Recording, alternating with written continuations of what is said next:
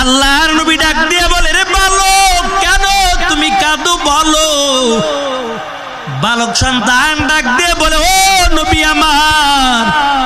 আমার মাও নাই, বাবাও নাই, আমি বড় এতিম। এই জন্য আমি রাস্তার কিনারায় বসে বসে কান্না করি, আমার দেখার মতো কেউ নাই।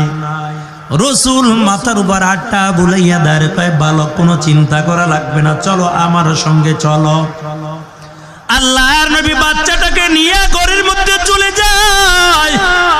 আম্মা জান আয়েশাকে ডাক দিয়ে বলে, ও আয়েশা, এই বাচ্চাটাকে সুন্দর করে গোসল করাইয়া দাও, এই বাচ্চাটাকে নতুন জামা কাপড় পরাইয়া দাও।